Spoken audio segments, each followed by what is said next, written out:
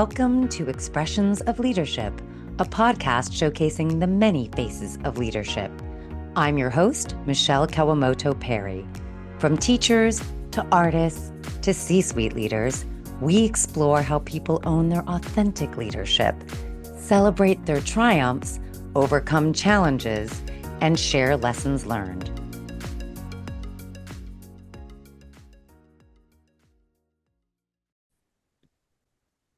In today's episode, we'll be speaking with guest Christopher Keevil.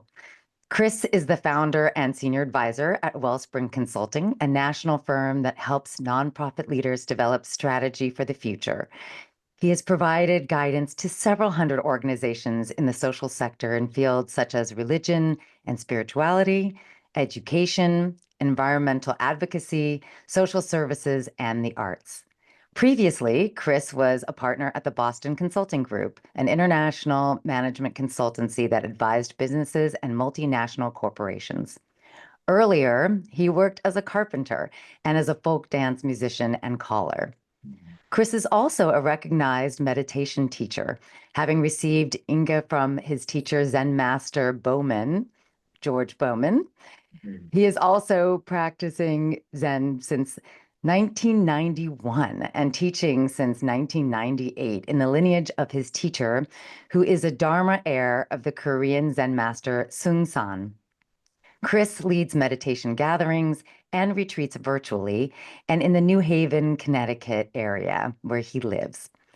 He's also written a book, Finding the Zen in the Ordinary, published by John Hunt Publishing of London.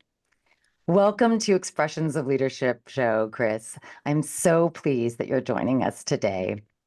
Thank you so much, Michelle. It's very nice to be here with you. So I'm curious to hear more about Wellspring and what it was that moved you to start Wellspring Consulting with a particular focus on nonprofit organizations. Well, I went to the Yale School of Management years ago, and they have a three-sector management education for business, for government, and for nonprofits. And I always had an interest in the nonprofit sector because of its strong focus on a social mission. But when I was at school, I ended up getting recruited by the Boston Consulting Group and ended up working there for 12 years, first as a consultant, then as a manager, then as a partner, and found that somehow I was good at it and I kept getting promoted outside of my expectations. I thought that I would only be there for a few years, but things kept going. But while I worked there, I also found that, at least for me and my orientation, I was always somewhat troubled, given that my career was going into helping the biggest corporations get bigger and wealthier. And I felt that there was more to what I wanted to express with my life than to be involved in those kind of client set and working in that environment. And there was this time in 1990 when I was, 2001, when I was sitting in a conference room high above the Boston Harbor in the offices of the Boston Consulting Group, and we were meeting with a group of top executives from a metals, mining, and manufacturing company. And we were talking about a particular site in China that the company was thinking of converting over to being one of their manufacturing plants. And there was a conversation about the 7,000 people that currently worked in an open pit mine doing rudimentary manufacturing and what would happen when they brought in the manufacturing facility. And they said, well, we would only need to employ 700 people. Someone asked, well, what about all the other people who would be employed there? And they said, I don't think that will be a problem. The Chinese government would back us. And I realized that, and then the conversation moved on. That was kind of the end of that topic. And I realized that I certainly understand economic decisions, and I certainly understand the value of having more efficient production of metals. But it seemed to me that my heart was much more in the place of asking the question of, what is our responsibility relating to all of those people who would no longer have a job in that location, rather than making a American metals manufacturing and mining company more efficient. So that was kind of a point in my life where I felt like I really needed to move on and align what I learned to do, which is really top-level strategy consulting, with my deeper values, which is to help the social sector, and where there was really attention going into the places of society that were not functioning so well, or had not had the level of attention that was needed in order to care for people who may be in trouble. So I realized after thinking about it for a while that my best approach would be to start a strategy consulting firm, very much in light of what I learned in my 12 years at the Boston Consulting Group, but to do it in a way where we could serve art museums and schools and universities and youth development programs and a whole array of different kinds of nonprofits. And that I found to be tremendously exciting. So over the years, we've grown and developed. We are now 24 people in something like 8 states all over the country, from the West Coast to the East Coast. We've served over 350 nonprofit clients on over 600 projects over the course of these past 23 years. And we have very high ratings in terms of our value delivered to clients. When we ask our past clients for their Net Promoter Score, we get scores in the 70s, which, if you know anything about the Net Promoter Score, which is would you refer someone to this consulting firm, that's actually extremely high on this scheme of things in terms of how people get referred. So all of that, to me, I think signals that we are carrying out an excellent service within the nonprofit sector, creating a lot of value, and in a way that I find tremendously exciting.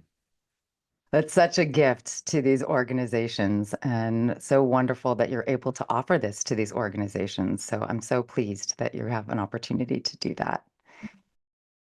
And so that requires quite a bit of leadership to be able to build an organization and have such incredible success. Mm. I'm curious to understand more about what is your leadership philosophy? How did you build this? Mm. Well, one thing I thought about a lot was the importance of fostering excellence. It feels that what we've done is chosen a very specific service, which is strategy and strategic planning, specifically serving nonprofit organizations. And that specific focus and boundary has been very helpful to be able to say, this is what we do, and have a whole lot of things that we don't do. But then beyond that, to say, we seek to be one of the very top consulting firms in the country that serves the nonprofit sector through strategy. And I think we've really achieved that. If I talk to other people and learn about the reputation that has developed over time. And then how to build that very high level of excellence has a lot to do with the attention to all the factors that cause that. Having a very strong discipline in terms of the quality of work that's developed, focusing very much on our hiring practices to make sure that we bring in people that have the kind of capabilities and aptitudes, and then being able to develop people with a lot of attention and focus is one of the core things we do, because not only do we hire people with capability, but we realize there's a lot of growth and experience that people gain, and they should and will develop very rapidly in terms of being able to get more senior in the job. We use what they call up or out, meaning that people need to continue developing actively in order to continue to stay at the firm and to be able to grow through this the trajectory of career progressions to do that. But with all that, and one of the things I experienced at the Boston Consulting Group, which also had a strong and very high level of excellence and also a very rigorous process of expectations and development, is that sometimes it felt quite sort of unhuman and tense working in that environment. And I looked very much to try to figure out how to combine excellence with humanity, to really care a lot about the individuals with whom we worked, and to have a flexible work environment that would be helpful to everyone, independent of whether they were a high performer, a medium performer, or even a low performer, and that each person should feel that they are really being attended to. And so I've sort of had a philosophy, which I sometimes call no fault management, which is to work with people that I'm overseeing and to be very curious about how it is that they're performing the way that they are. And if things are going less than perfectly, which is not at all uncommon since everyone's growing and developing, then to really investigate and figure out what the source of that is. Is it a skill that they haven't been able to develop? Is it an aptitude that they're just missing and they won't be able to develop? Is it a fact that they're, having personal issues in their life and they've, been distracted? Or, did they have come back from a trip and they were traveling and they've gotten kind of overwhelmed and they can't really manage? And recognizing that there's many different causes of someone who may be not performing at the level one would hope. And then to try to be honest and engage with the person to really think together, how do we address that? How do we work together? And that requires a pretty high level of trust in the working environment so that people will be honest about what's actually going on with them and not feel like they always have to put on a good face or say the convincing thing, but that actually they can say what's actually true. And one of the things I've found is that if I'm honest and I express my own faults, if I apologize for things that I feel like I haven't done well, if I'm open to people expressing concerns or suggestions to me, and really open in a way that listened carefully and doing something about it, it helps to foster people having a sense that they can also take that stance. And therefore, we have a much higher rate learning environment where people can really learn and develop. And I think the third area for me in leadership is also about managing my own internal self. And this relates in large measure to as well to the Zen practice that I've had over a number of years, which I know you're aware of. That having some kind of discipline certainly doesn't need to be Zen, but something that allows one to take a hold of one's inner world, to one's inner experience and emotions. My experience in working in a job with responsibility, where there's clients or customers that have expectations, is that it's not uncommon that things get very stressful because you're trying to achieve something under duress or under limited conditions or within a given, financial constraint or a time constraint. And that to simply react out of those frustrations can oftentimes be a cascading effect where those reactions to one's own internal stress cause stress in others. Those people then react out of the increased stress that they're experiencing. And the whole thing can snowball to create a more tense, difficult environment for people to work in. But if I'm watching my own internal world and realizing that I'm maybe under a real sense of intensity at a certain point, and then to stay clear and ability to make choices about what am I actually going to say?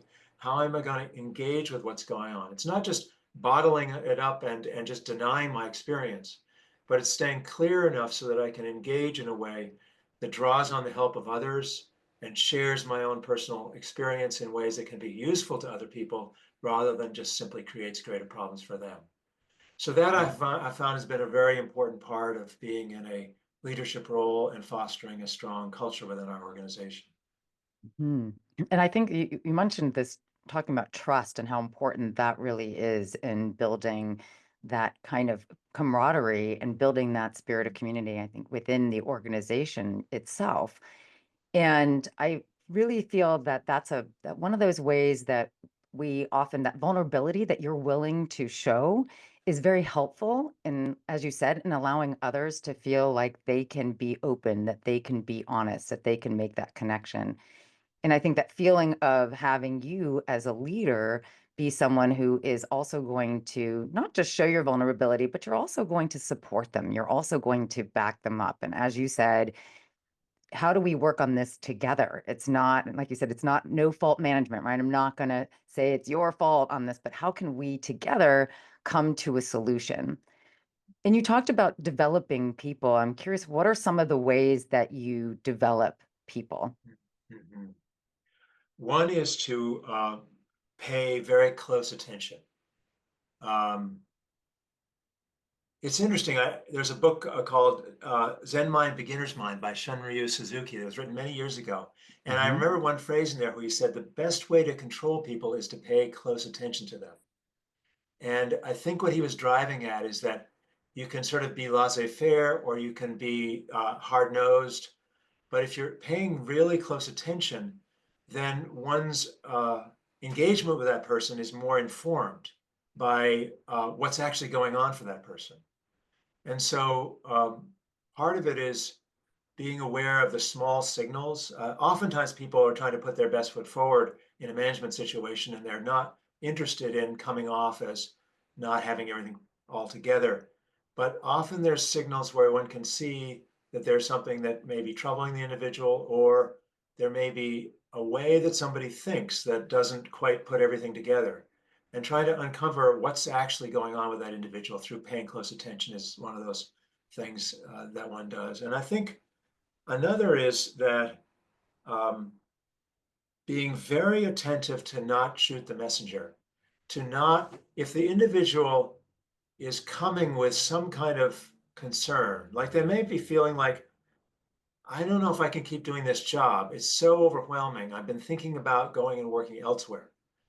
And if someone is actually able to talk openly about that, and then if I'm not in a position of trying to convince them for the good of the company, but I'm able to engage with them for the good of their own lives and what their future is, it generates tremendous loyalty and appreciation, because the individual then feels like, oh, when I made myself vulnerable, he didn't jump down my throat. He actually took an unusual or a stance I didn't expect, which was to try to be as helpful as possible to my situation rather than just try to make it work best for the company. And my experience over time is that's paid remarkable dividends. People have stayed at the firm for a long time often because they've had those periods of time when they've been struggling. And I and others in the leadership roles here have worked with them and listened and tried to, why do you take, a 4-month unpaid leave of absence? Go do something fun that gets your mind totally off of this. Or why do you ramp down to 50% and work at that level? Or let me spend more time with you working on how to develop materials for our next client meeting, because clearly there's more you're working on, and I'll just put in more time over the next 2 months to really work with you. Things that are adjustments where there's the opportunity to make it possible for that person to stay committed and stay engaged, which I think, again, generates tremendous sense of we've had quite a lot of people who've left our company and then come back to work at our company again, because I think they've seen, by contrast, that the working environment has been a really attractive and interesting one to be a part of. Hmm. That's, I love that the idea of really being observant. That's incredibly important. And I think that that's one thing leaders often can miss because we're so busy in our day-to-day, the transactions that we have to do, that we forget to pause and be in that moment and really be observant of what's really happening. And when we're really moving fast and in this transactional space, we also tend to make a lot of very quick judgments and assumptions. Mhm, And so we don't have that open capacity to really see a situation for what it is.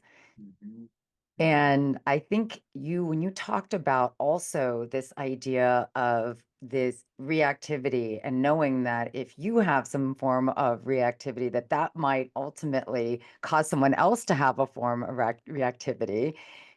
And then it just becomes this whole reactive situation. Have you ever had a situation or a challenge in which that happened? And how did you end mhm, up working through it? mhm. We had a client not too long ago that had our key client, as actually was the chair of the board, was a partner at one of the major investment banks. And my understanding of the culture there was one which was very driven and had very high expectations. And the board chair, in working with us, at first seemed very pleasant, but then it turned out that they were applying very much the same culture to our team, and often firing a lot of questions and expectations, putting a lot of pressure on, ramping up the work, which really went beyond the scope of what was feasible for us, and oftentimes even was such that we had done work but shown it a month before, and the person would forget, and then they'd want us to do other kinds of things, and it also all became really kind of very challenging and crazy. And um, it was a sort of situation that was putting a tremendous amount of pressure on the team, where they were having to work a lot of extra long hours and regularly felt like the work they were doing was not appreciated anyway because it was never enough. Again, I think coming in large measure out of the personality and the approach that this board chair had used to be successful in their own career. And so a lot of what I spent time with our team doing was helping to provide stability for them emotionally, to say that, yes, the requests coming from this board chair were actually logically, they made sense. There would be interesting additional analyses to do, or questions that, I mean, the person was very bright and very capable. But that at the same time, given the way our team was structured and the time we'd laid out for the project, and frankly, the fees that we were charging, there was no way we could accomplish all of the things that were being sent in our direction. And that it was, in a sense, to just breathe and accept the fact that we were in kind of this very difficult situation where our client was simply not going to be happy with us. And I had to say, I don't think in this case, and this is actually not a common case for us, we have so many clients that are really appreciative of our work. But it was more about allowing people to stay in the discomfort of that and say, we aren't, no matter what we do under the current conditions, we don't have the capacity to change this around. But at the same time, let's continue to support each other. Let's feel good about the work that we are doing. Let's believe in what we're doing and do it to the very best possible level we can. And so I think we did actually a very strong project within our own boundaries of what we believed we could do and what was definitionally a very strong project for us. But that client was never happy, and they even in the end were sort of frustrated and said a few complimentary things, but I think ended up feeling like we hadn't done what they expected us to do. So that ability to live in that dissonance, where our business oftentimes is to try to really please our clients, we try to do that intensively over and over again, and to be able to live in that very challenging dissonance, and then knowing how to do that as an individual, which is I think something one gains through experience and through kind of going deep within oneself, is to share that with the other more junior members of the team and to say, here's how we can navigate this. I think was one example of how we were able to make it through. So as I think about this Zen practice, which seems like it's really been quite important to you, and in the way that you the way that you lead ultimately, and the way you practice these skills, I'm curious to know, what is it that drew you initially to the Zen practice? Mm.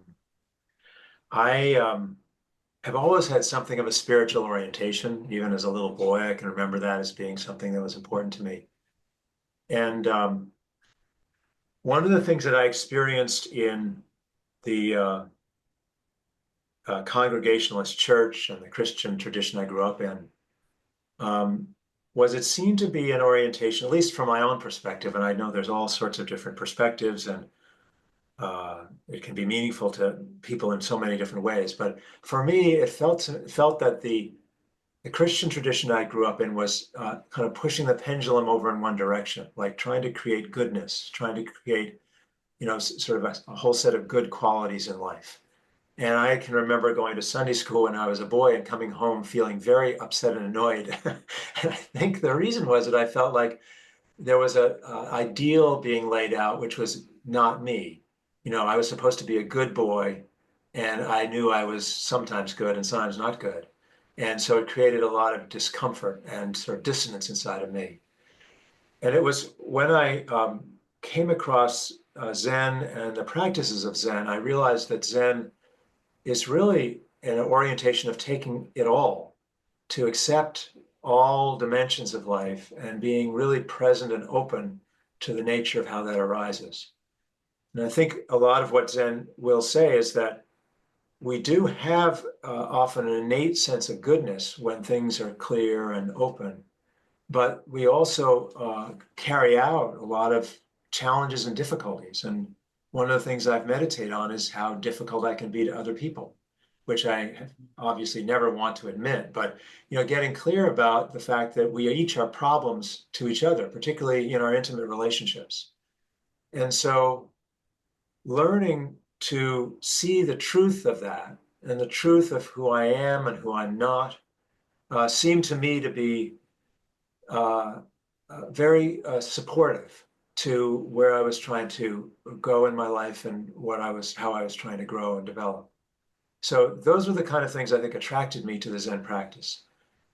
And additionally, I connected with a Zen teacher, George Bowman, or by Dharma named Bo Mun. And I found him to be just very clear, very ordinary, very straightforward, not tied to sort of the form of Zen, but much more of a deep manifestation of the clarity of the truth of life that arises when one invests in meditation and invests in practices where one can really try to see what is actually happening in life. And that I found very attractive. I don't think I necessarily would have chosen Zen over other things. It was more that I found someone who had invested his life in the Zen practice, and I found that it was a wonderful opportunity to learn from him in terms of its influence on my life. Mhm.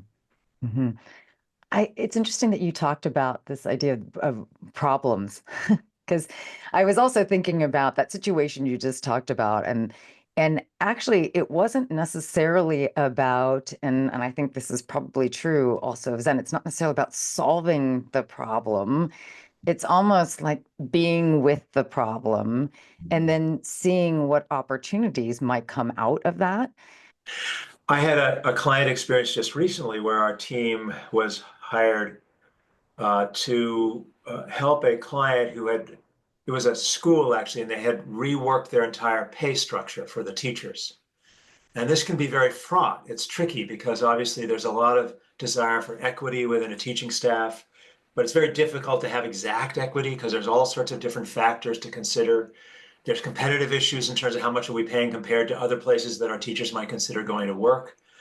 And they had reworked their salary structure, but they wanted another opinion and asked us to come in and put it together, an analysis. And so we put together a complex spreadsheet analysis and talked to them many times to try to understand how their new salary structure was set up and how it compared to the old one. We listened to their concerns and questions. We made a number of adjustments, some of them fairly subtle, whether there's a 10-year bonus, a bonus for longevity of 10,000 or 15,000, whether there's different questions about how much to adjust this factor or that factor, one for special education, one. So there's a lot of different things we were working with. And we kept talking with them multiple times with different members of their staff, listening, adjusting our work, and then coming to them and having these like 2-hour-long meetings where we would talk in depth about what we were learning. And in the end, we had a meeting which also was very productive, and they were doing most of the talking. We had showed the materials as we were going through, but it was stimulating their discussion with each other and saying, should we do it this way? No, let's do it that way. Let's decide this. Let's wait till the end of the day, and I'll talk to so-and-so to get it done. It was a very creative discussion process. And again, I don't think we didn't know how we were going to solve it until we had come in and gone through all of this with them. And together we had put together these materials, although we had, run the Excel models and we put together the PowerPoint slides, but it was really a joint effort of all of us. And one of the things that was so rewarding about this school, and they're, one of the really well-known schools in the city where we were working, but at the end, the key client we'd been working with kind of stopped everything and said, I just want to say that your work was very flexible and very helpful to us. And you were, in fact, the best consultant I've ever worked with. And I'm sure not everybody's going to say that about us, but the fact that one person did, I think, was reflective of the care we were taking to try to adjust. So not coming in and just figuring out the problem and then what's the solution, but going through a process of listening and engagement to come up with something that was really most effective for them in their situation based on what we knew and what they knew. Mm-hmm. Now, I know you also wrote a book, as I said earlier in the introduction, called Finding Zen in the Ordinary. What did you want to share with others in writing and publishing this book? For me, the Zen practice has been a way of maybe making sense of important moments of opening in my life where something very special or life-changing or important came up and touched me in a way that I remembered it my whole life. I kind of experienced that as being a seminal moment, a turning point.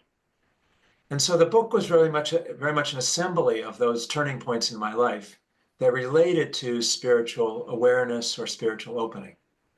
And for me, it's not so much that one follows a discipline of Zen and then figures something out because you're doing Zen, but more that Zen is a language and an awareness by which we can be aware of those points of spiritual opening, and then to make oneself more receptive to those happening in one's life going forward as well. So my goal with the book was actually to try to give the reader the opportunity to maybe reflect on similar moments as they read through the book, to think back to things that had happened to them, and to encourage their experience of reflecting on spiritual openings in their own life in a way that would be a gift to them. So that was my hope with the book. Hmm. Well, I can say, as someone who's read the book, I feel that that is, in fact, the gift that you did give as a Mhm. reader. So Uh-huh. thank you for that. I really do cherish the book, and I think there's a lot of incredible wisdom in it. And speaking of wisdom, I was wondering if you would be willing to read a passage from the book for our audience. Sure, Michelle. I'm going to read chapter 29, which is entitled Who Saved Who? I took the spring semester off in my junior year of college. Fully confused about my life's direction, I found myself back in my parents' house with no plans and nothing to do. My father, in his concern, found me a carpentry job with a middle-aged man named Jonas. Jonas had been out of work when a friend of my father hired him to repair a rundown colonial-era house. Jonas wasn't a carpenter by profession, but he was handy and had done repairs on his own home. I was also good with my hands, but uninitiated in carpentry. Jonas became my teacher. He showed me how to handle a cat's paw to remove nails, hold a plumb bob to find true vertical, and snap a chalk line to line things up. As we worked, we talked. Mostly he talked and I listened. Not only did I learn about carpentry, I learned how he had lost his family inheritance by trying to build a new tennis center. I learned how he needed willpower to avoid ordering a drink when we went out to lunch together.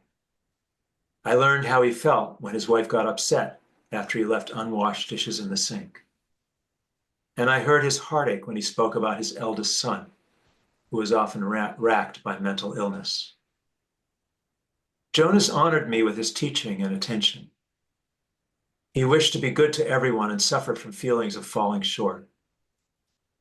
My time with Jonas changed me. His counsel and care helped me return to college the next semester and led me to work as a carpenter after college for 8 years. Decades later, I returned to attend Jonas's funeral. He had died of an aneurysm. At the service, his 4 children talked about their father and how he had told them stories about tunnels under the lawn that led to magical places. His eldest daughter spoke to me after the service.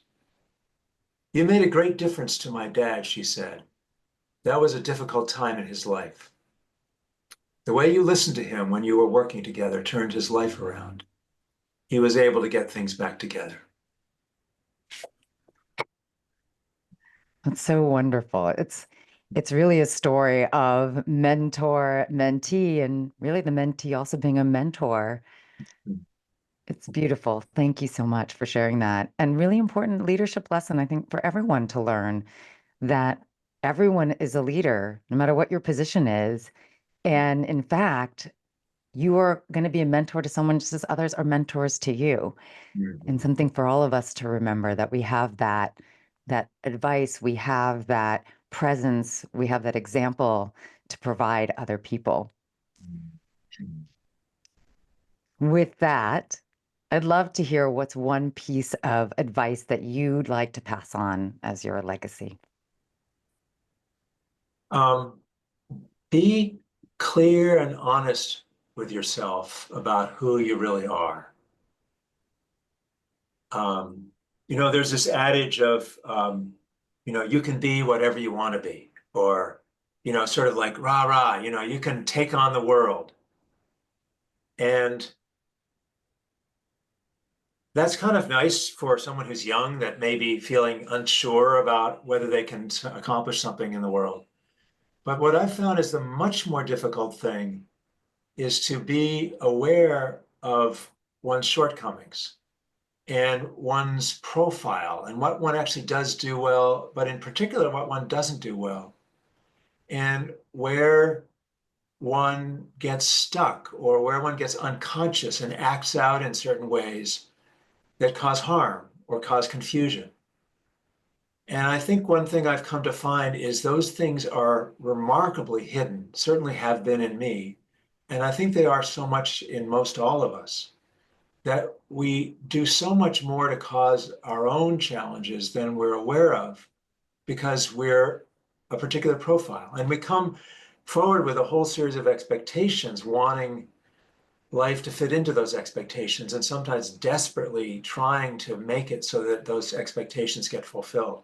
And I don't think there's anything against aspiring or having intentions to have certain things happen, but to do so with clarity about what one's profile is. Sort of, we each have a particular way of being, and I've found that to be tremendously helpful, and tremendously helpful in humility and in discernment and in kindness to others and acceptance of the things as they are.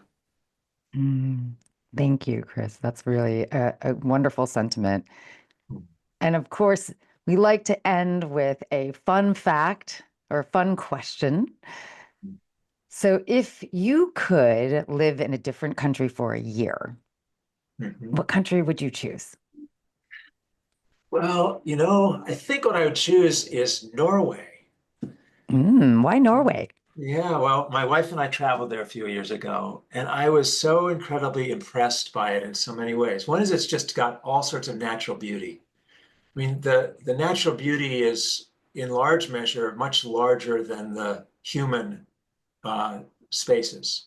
So that even if you're in populated areas, there's, a lot of natural beauty around. Another is just how well the country runs. They have an excellent education system. They have one of the best outcomes of any education system in the world. And they seem to really be able to invest in that. I think that's one of the things that is an investment for the future for any country or culture. Their infrastructure is excellent. Their trains ran so wonderfully, and the cities were clean and efficient and worked well. And they have really sensible policies. Like, back in the 1960s, they discovered oil in the North Sea. And what they did was set up a oil fund within the government. And they took the proceeds of the oil and they put it into a fund to hedge against shocks to the economy and to invest in their education system and different things that would be of use.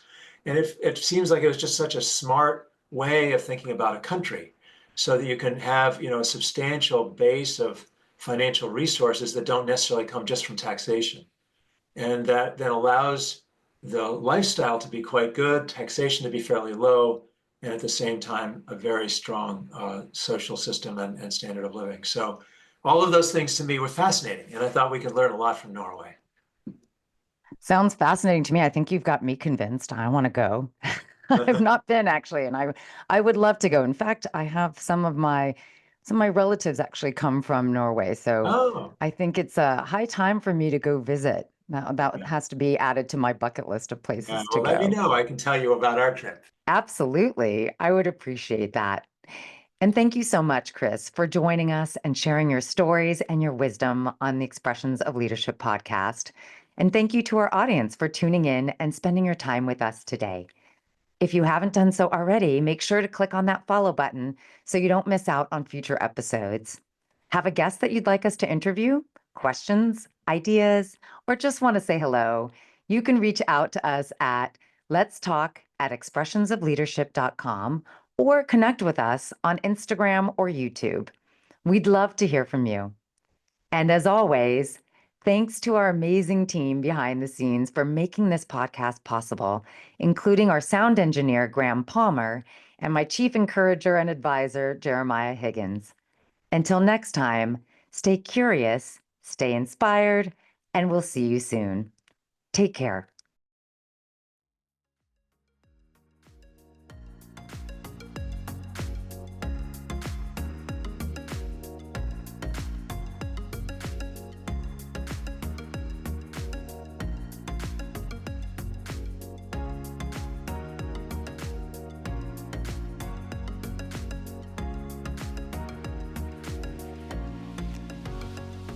If you haven't done so already, make sure to click on that follow button so you don't miss out on future episodes.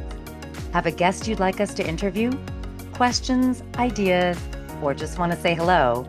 You can reach us at letstalk@expressionsofleadership.com or connect with us on Instagram or YouTube. We'd love to hear from you. And as always, thanks to our amazing team behind the scenes for making this podcast possible, including our sound engineer, Graham Palmer, and my chief encourager and advisor, Jeremiah Higgins.